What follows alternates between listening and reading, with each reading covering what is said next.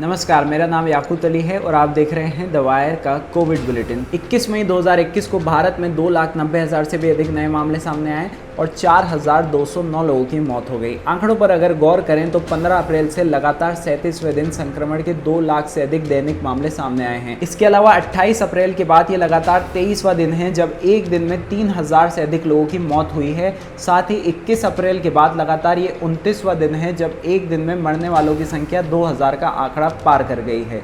सरकार के नए निर्देशों के अनुसार जो लोग कोरोना वायरस से रिकवर हुए हैं उन्हें 3 महीने के बाद ही वैक्सीन मिल पाएगी। कोविड-19 के टीकाकरण के लिए बने सरकारी panel national expert group on vaccine administration NEGVAC ने केंद्रीय स्वास्थ्य एवं परिवहन कल्याण मंत्रालय को कोरोना वायरस के टीकाकरण के लिए नई सलाह दी है। दरअसल पैनल ने सलाह दी थी कि कोरोना वायरस से ठीक होने वाले लोगों का टीकाकरण 3 महीने के लिए स्थगित किया जाना चाहिए। इसके अलावा पैनल ने एक और सलाह भी दी थी कि जो लोग पहली वैक्सीन की डोज के बाद संक्रमित हो गए हैं उनका भी दूसरा टीका 3 महीने के लिए टाल देना चाहिए और सरकार ने पैनल की सभी सलाहें मान ली हैं। मध्य प्रदेश की राजधानी भोपाल में कोरोना कर्फ्यू को 31 मई तक के लिए बढ़ा दिया गया है। शुक्रवार को मुख्यमंत्री शिवराज सिंह चौहान की मौजूदगी में हुई क्राइस्ट मैनेजमेंट टीम की बैठक में ये फैसला लिया गया था। इससे पहले 24 मई तक के लिए पाबंदी लगाई गई थी। भोपाल, विदिशा, राजगढ़, सीहोर और रायसेना में 10 दिन तक सख्ती से कोरोना कर्फ्यू का पालन करवाया जाएगा। आज से बुलेटिन में एक और अपडेट दी जाएगी। देश में आज ब्लैक फंगस के 7,250 नए मामले सामने आए और 219 लोगों की इससे मौत हो गई। आइए जानते हैं उन राज्यों के नाम जहां पर सबसे ज़्यादा ब्लैक फंगस के केसेस सामने आ रहे हैं। सबसे पहला नाम है महाराष्ट्र का, जहां पर 1500 से ज़्यादा केस हो चुके हैं और 90 लोगों की इससे मौत हो गई है। फिर गुजरात का, जहां पर 1163 केस सामने आए हैं और 61 लोगों की इससे मौत हो गई है। मध्य प्रदेश में 575 केसेस सामने आए हैं और 31 लोगों की इस वायरस से मौत हो गई है। ये वो 3 राज्य हैं जहाँ पर इस बीमारी के सबसे ज़्यादा मामले सामने आ रहे हैं। एक खबर दिल्ली से भी जुड़ी है। दिल्ली के मुख्यमंत्री अरविंद केजरीवाल ने दिल्ली के लोकनायक अस्पताल, GTB अस्पताल और राजीव गांधी अस्पताल को ब्लैक फंगस के लिए अलग से सेंटर बनाने को कहा है।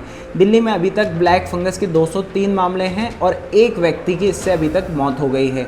अगली खबर उत्तर प्रदेश से है, जहां यूपी पंचायत चुनाव के दौरान शिक्षकों की मौत पर जारी सरकारी आंकड़ों पर सवाल उठने के बाद CM योगी आदित्यनाथ ने चुनाव आयोग से नियमों में संशोधन का आग्रह किया है। योगी आदित्यनाथ सरकार ने गाइडलाइंस में ड्यूटी अवधि में कोविड संक्रमित शिक्षक व कर्मचारियों की मौत को शामिल करने को कहा है।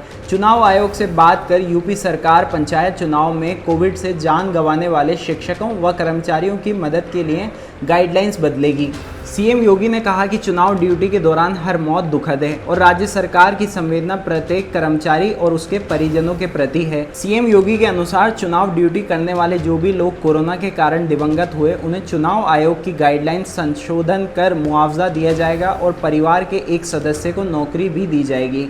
और इस बात में कितनी सच्चाई है वो तो वक्त ही बता देगा। रोज के बुलेटिन में हम आपको वायरल वीडियो या फिर वायरल तस्वीर दिखाते हैं। आज सोशल मीडिया पर प्रधानमंत्री का वीडियो वायरल हो रहा है जिसमें वो क्या कह रहे हैं आप खुद सुन लीजिए।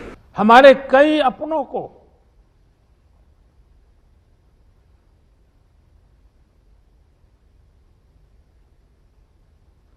हमसे छीना है।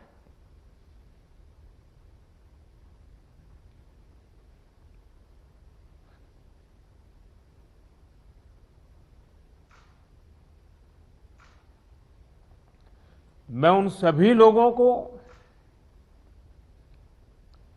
अपनी विनम्र श्रद्धांजलि देता हूं और उनके परिजनों के प्रति सांत्वना व्यक्त करता हूं। 21 मई 2021 को भारत में 2,90,000 से भी अधिक कोरोना के नए मामले सामने आते हैं और 4,209 लोगों की मौत हो जाती है और तब प्रधानमंत्री की आंखों से आंसू आते हैं। अब आपको सीधा लेके चलता हूँ 17 अप्रैल 2021 को, जब भारत में 2,34,000 से ज़्यादा कोरोना के मामले सामने आए थे और 1,300 से अधिक लोगों की मौत हो गई थी। देश में एक तरफ कोरोना की दूसरी लहर की शुरुआत हो रही थी और एक तरफ कुंभ मेला जारी था। और हमारे प्रधानमंत्री क्या कर रहे थे? हमारे प्रधानमंत्री पश्चिम बंगाल में बड़ी बड़ी रैलियां कर रहे थे और उन रैलियों को संबोधित करते हुए वो क्या कह रहे थे आप खुद सुन लीजिए। पहले जब आया तब तो मेरे लिए वोट मांगता था, फिर भी 1/4 लोग भी नहीं थे सभा में। आज चारों तरफ मैंने ऐसी सभा पहली बार देखी है जी, पहली बार देखी है।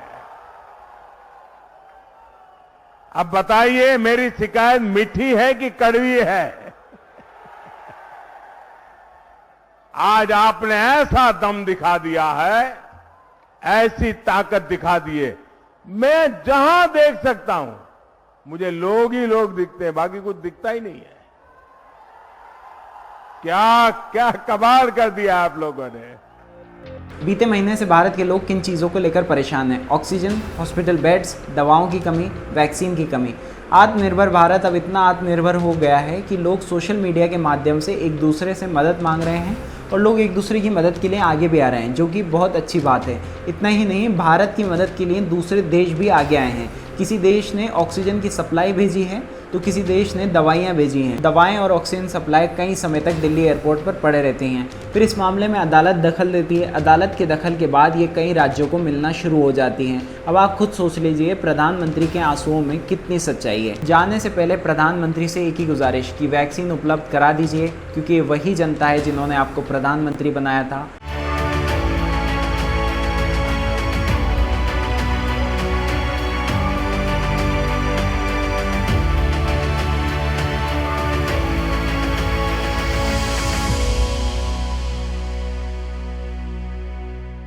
द वायर के और वीडियोस देखने के लिए सब्सक्राइब करें और बेल आइकन पर क्लिक करें। स्वतंत्र पत्रकारिता की आर्थिक मदद करने के लिए डिस्क्रिप्शन में दिए गए लिंक पर जाएं।